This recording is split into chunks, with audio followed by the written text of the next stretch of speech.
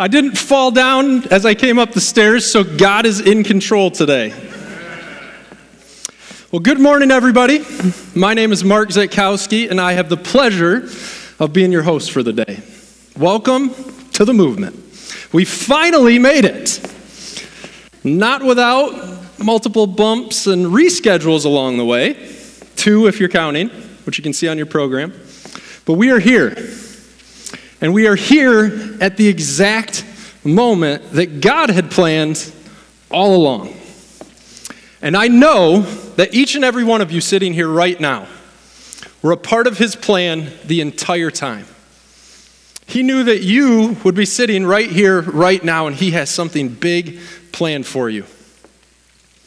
And I know that because of this. Not my arms, but everything you see around you right now was entirely God's doing.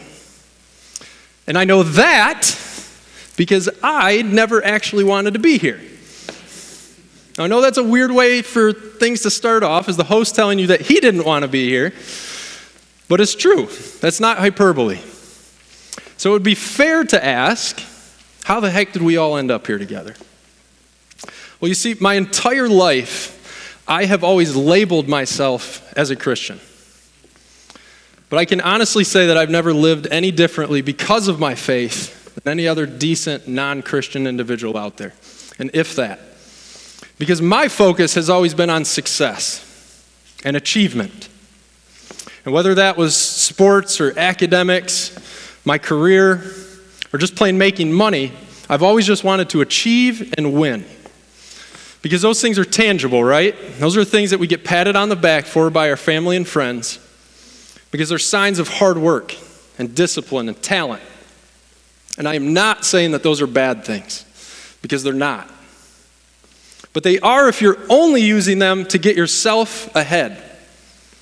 While your faith, on the other hand, is just a label or a box-checking activity that you fit in when you have time. And that was always me. And that almost changed, operative word almost there, back in 2014, in China of all places. So I was finishing up my MBA at Cornerstone University, which you're all familiar with now.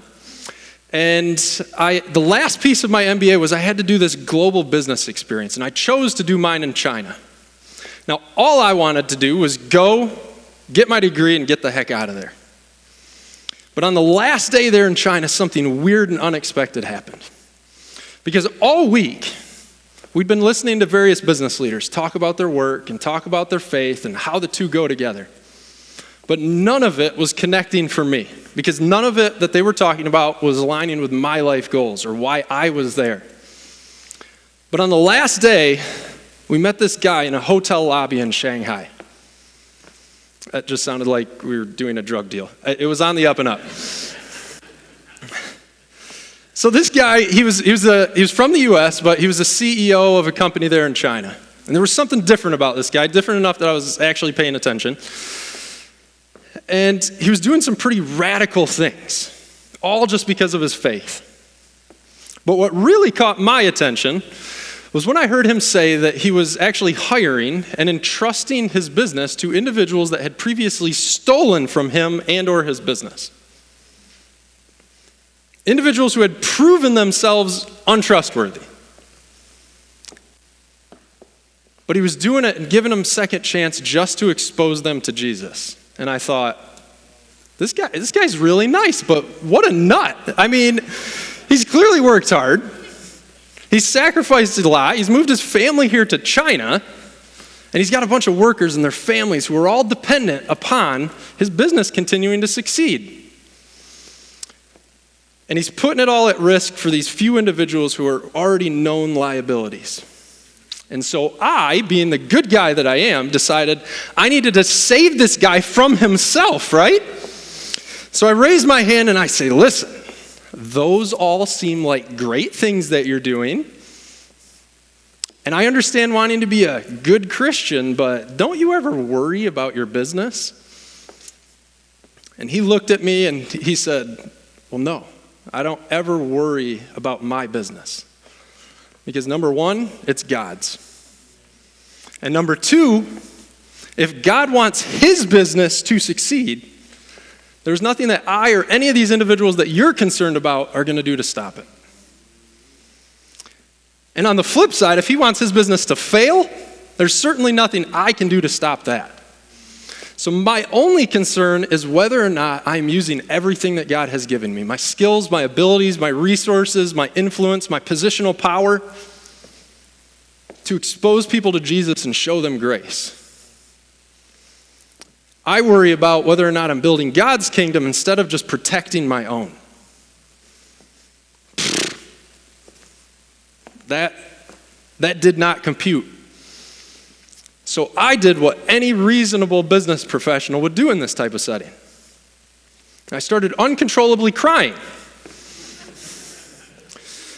which is totally uncharacteristic of me, and it was kind of embarrassing, but I couldn't stop it. I tried to fight it back. The tears just kept coming. Because it was in that moment that I realized I had spent my entire life living for and chasing a bunch of crap that does not matter. A bunch of stuff that was never important to Jesus. Perhaps things he even warned us may pull us further away from him. But I had never cared because I had my life goals and those were all that mattered to me. And so, despite all this, in that moment, God woke me up and he gave me a vision of this, the movement. And I made a commitment right then and there to seeing this thing through. Because he showed me that there were so many people just like me who were living and dying for a bunch of stuff that never mattered to God. But if we could pull together this group of leaders who have the abilities, who have the resources, and the know-how to get things done, if we could rally them together to use their unique skills and experiences to carry out God's vision for their lives, that the opportunities were endless. And so I made that commitment right then and there. And that unwavering commitment that I made lasted all the way up until the point that my brain caught wind of what was going on. Because it was a terrible idea, especially for me. I didn't know anything about event planning. Who was going to speak at this thing? I didn't know who was going to show up. And most importantly, it sounded like a money pit. And that definitely did not align with my life goals. So I talked myself out of it. I swept it under the rug and I tried to pretend it wasn't there. But it gnawed at me. No matter how good or not so good things were going, it was always there in the back of my mind. And I managed to keep this thing at bay for a couple of years. And then came the chaos. So my mother-in-law had a massive stroke and brain bleed. It left her paralyzed and unable to speak. It took a major toll on my wife, Tara. I had changed jobs. She left her law firm and went off on her own and started a new business. And then she became pregnant. She developed something called hyperemesis, which I'll spare you the details. It was highly unpleasant. But then at 32 weeks pregnant, I was about to leave on a work trip to fly down to Atlanta. And she tells me that she has some excruciating back pain. And she says she can't feel her leg, and she can't walk on her own. So we take her to the emergency room. And as we get there, the doctor's doing a workup on her, and they say, hey, there's some red flags with what we're seeing, but the item that we're concerned about, we've never seen before, never even heard of in a pregnant person. So we just need to first rule that out. So they go do their tests, and I step outside into the hallway to make some calls to communicate I'm probably not traveling that day. But I had no idea what was about to go down. So as I'm standing out there, I overhear the doctors who don't know I'm there say, this is a lot to drop on somebody all at once. That's not good. I step back in the room, and I tell Tara, I say, I don't know what's happening, but something's about to go down. And sure enough, they come back in, and they say, hey, remember that thing that we told you that we've never even heard of or seen in a pregnant person? Well, you've got it. And we need to do an emergency C-section. Man, I'm not supposed to get teared up here. And then we're going to flip you over. Somebody pray that I don't cry because I want to get through this. So we're going to do an emergency C-section, and then we're going to flip you over and do emergency back surgery. So we're having a baby 8 weeks early. We have the child, Isla, and we end up in the neonatal intensive care unit. We're both working out of there for a month while she's there. While Isla's still there in the neonatal intensive care unit, Tara developed 6 pulmonary embolisms, which are blood clots in your lungs, which are highly deadly. But we made it out of there by God's grace, although I wasn't thanking him at the time. So we come home, we have a preemie baby. We're both working 70 hours a week, starting a new business. Tara needs another back surgery. I need surgery. She has 2 more surgeries. It was just chaos. It was like we were trying to one-up each other. She won decisively, by the way. But as all of this is going on, and we are totally burnt out, our brains are fried physically, mentally, God decides to swoop right back in. And he says, all right, it's time.